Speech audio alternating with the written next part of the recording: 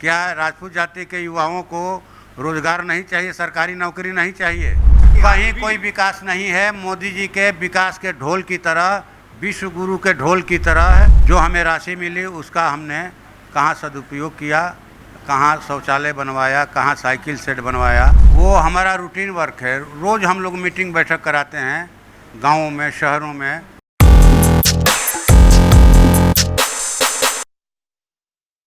और मैं हूं मनोज चतुर्वेदी।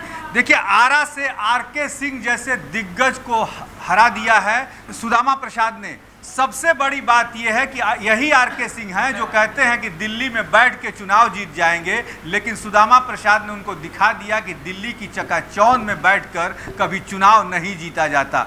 जब तक वहां की जनता नहीं चाहेगी, जब तक वहां के लोग नहीं चाहेंगे।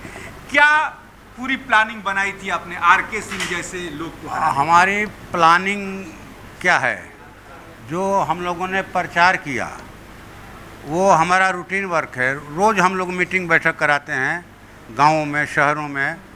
तो ये हमारा रूटीन वर्क है। कोई अलग से अतिरिक्त जो है श्रम करना पड़ा, ज़्यादा मेहनत करना पड़ा। और हम लोग सामान्य ढंग से चुनाव लड़े, कहीं कोई उत्तेजना नहीं, कहीं कुछ नहीं। हम गांव में जाते थे, मीटिंग करते थे, बैठक करते थे, लोगों की बात सुनते थे, उनकी समस्याओं को सुनते थे और हम अपनी तरफ से बात रखते थे, ठीक ना। और लोगों ने हमारी कार्यवाहियों को विधानसभा के अंदर देखा है। पिछले 2015 से 2024 तक हम लोग सदन के अंदर जो भी करते रहे हैं और लोगों ने देखा उसको। जब हम पहली बार विधायक बने, दूसरे चुनाव में जाने से पहले हमने अपना रिपोर्ट कार्ड जारी किया कि हमने लोकहित का कौन सा सवाल उठाया सदन के अंदर और उन पर बाहर में आंदोलन चला तो कहाँ कहाँ शामिल हुए। जो हमें राशि मिली उसका हमने कहाँ सदुपयोग किया, कहाँ शौचालय बनवाया, कहाँ साइकिल सेट बनवाया, कहाँ पुस्तकालय और सामुदायिक भवन बनवाया, कहाँ नली गली का पक्कीकरण हुआ, ये हमने रिपोर्ट कार्ड दिया। सुदामा जी, आरा शहर का विकास हुआ। हाँ। स्टेशन चकाचौंध में क्या है, स्टेशन चकाचौंध हुआ, लेकिन आरा के गांव का विकास नहीं हुआ। आरा की सड़कें कहीं कोई विकास नहीं है। मोदी जी के विकास के ढोल की तरह, विश्व गुरु के ढोल की तरह है, अर्थव्यवस्था की मजबूती की ढोल की तरह यह भी आरा संसदीय क्षेत्र के विकास का ढोल है, जो उनका फट गया। अगर विकास हुआ रहता तो लोग उनको क्यों हराते? उनका 17 करोड़ रुपये खर्च नहीं हुआ। भारत के वो सबसे निचले पदान पर खड़े हैं जहाँ के सांसद ने अपने सांसद निधि का 17 करोड़ रुपया खर्च नहीं किया। तो कैसा विकास? एक्सीलेटर बना देने से, वो भी जब आते हैं स्टेशन पर तब वो एक्सीलेटर चालू होता है। आरा जंक्शन विकास, और आरा ही नहीं लिखा है, जाकर देख ले कोई।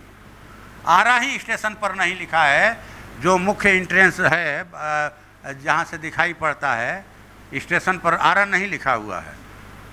नहर का बोले कि सौंदर्यीकरण करेंगे, करोड़ों रुपए का सौंदर्य, जाकर देखिए। गरीबों का घर उजाड़ दिया गया, झुग्गी झोपड़ियों को, और ज्यों कहते हैं नहर है। पूरा शहर जो मैंने कहा जाए कि नगर निगम नहीं है, नरक निगम है। वो कूड़े का भंडार है, जाकर देखिए गलियों की स्थिति।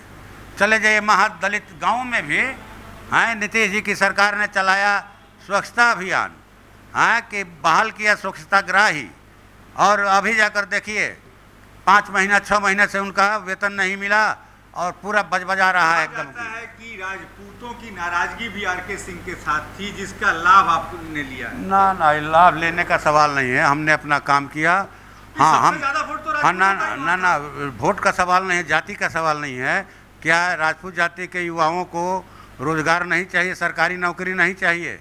क्या राजपूत जाति के जो मतदाता हैं, क्या उनको सस्ती राशन के लिए या सामग्रियों के लिए कोई अलग से दुकान है? जी, यदि नौकरी की बात होती तो तेजस्वी ने कहा था कि तेजस्वी मतलब रोजगार, तो 40 की 40 आपके खाते में आती यदि युवा आपके साथ होते। लोकतंत्र में ऐसा नहीं होता। हम अपनी बात ले जाते हैं और कहाँ किस लोकसभा में कौन सी अपील कारगर साबित होगी, वहाँ का क्या पोजीशन है, इस पर भी निर्भर करता है, ठीक ना।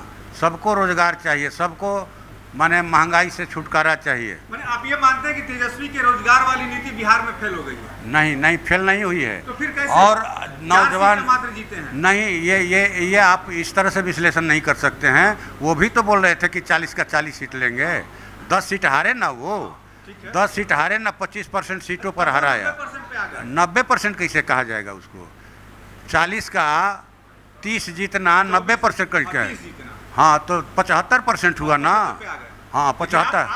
आप दोनों को मिला के आप लोग कितने? हाँ ठीक है, 10 है ना भाई, सब मिला के 10 है। 10 काहे जोड़ रहे काहे हैं? नहीं? एक तो अभी अलगे है, उसको अलग तो नहीं है, ये अलग नहीं पार्टी है से नहीं लड़ने दिया ना ना, वो जो है अलग नहीं है। मैंने जीता तो आपका हो गया, वो हम नहीं हारता कर, तो हम मक्खी की तरह ना ना, निकाल देते। हम ये कह रहे हैं कि वो जो है भाजपा में नहीं जाएंगे। हम लोग को ऐसा भरोसा है। हाँ। भाजपा विरोधी तेवर वाले नेता है पप्पू यादव। हाँ। हम लोग बढ़िया से जानते हैं, लंबे समय से जानते हैं। कांग्रेस में रहेंगे अब जो जहाँ जाए वो, लेकिन भाजपा में नहीं जाएंगे, हाँ। ये हम जानते हैं। जी। ठीक ना, इसलिए कह रहे हैं कि 10 जीते हैं हम लोग, 10 जीते हैं। जीतने के साथ आपने उनको मिला लिया, दिल्ली से खबर अरे आने मिला लगी कि बस मिला मिला तो कैसे तो लिए ये है। भाजपा के खिलाफ में रहे हैं राहुल इस यादव आधार टिकट पर। काट रहे थे, उनका तब नहीं था। वो हम नहीं बोल रहे, हम ये बोल रहे हैं कि भाजपा में वो नहीं जाएंगे। कहाँ जाएंगे वो तय करेंगे, उनकी मर्जी। हाँ। ठीक ना। और अभी आपने कहा किसी पत्रकार से कि नीतीश कुमार से रिक्वेस्ट है कि इंडिया में जाए। इंडिया का जब उनको बनाना था तब आप ही लोग किनारे करिए थे, याद है ना? मैंने किनारा नहीं किया गया था किसी को। अच्छा, तब ऐसे छोड़ के चल गए नीतीश किस कुमार आप लोग? झगड़ा करने आए हमसे आप? सच्चाई पूछ रहे हैं, बताइए सच्चाई। सच्चाई ही तो बता रहे हैं।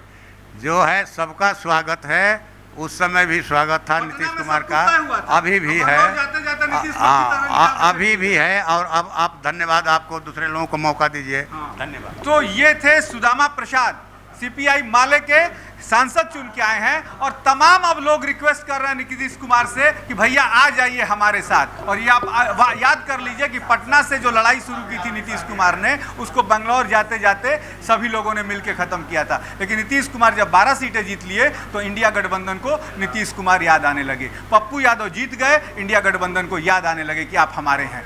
कैसी राजनीति है ये जनता खूब जानती है और खूब ध्यान में रखती है 5 सालों तक। अब देखना ये होगा कि इंडिया गठबंधन क्या दाव अपना के फिर से सत्ता पर काबिज होना चाहेगा, इस पर भी नजर रहेगी। आप बने रहिए हमारे साथ।